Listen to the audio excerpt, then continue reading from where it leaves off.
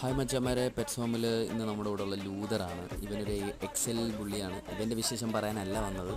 Actually ഇപ്പം ഭയങ്കരമായ ചൂടാണ് നമ്മുടെ നാട്ടിൽ.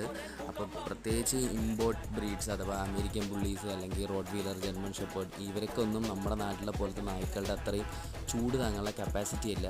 അപ്പോൾ ഇവർക്ക് കൊടുക്കേണ്ട ഫുഡിലും നിങ്ങൾ ശ്രദ്ധിക്കുക. രണ്ടാമത്തെ കാര്യം, ഇവരെ മാക്സിമം ബോഡി തണുപ്പിക്കാനായിട്ട് കൂടുതൽ ആക്ടിവിറ്റീസിന് വേണ്ടി എപ്പോഴും തുറന്നു വിടാതിരിക്കുക. നല്ല ചൂടുള്ള സമയം കൂടിൻ്റെ മുകളിൽ ഷീറ്റ് കൂടാണെങ്കിൽ ഞങ്ങളുടെ ഇവിടെ ചെയ്തേക്കുന്നത് നനഞ്ഞ ഓല ഇടാറുണ്ട്.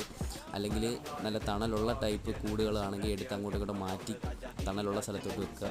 അല്ലാത്ത സമയം മാക്സിമം പറ്റുമെങ്കിൽ ഫാനൊക്കെ ഇട്ട് അവരെ തണുപ്പിക്കുക. ഫുഡിൽ ധാരാളമായിട്ട് ശ്രദ്ധിക്കേണ്ട തൈര് അല്ലെങ്കിൽ വെജിറ്റബിൾസ് കൂടുതൽ ഇൻക്ലൂഡ് ചെയ്യുക. എപ്പോഴും വെള്ളം കീപ്പ് ചെയ്യുക.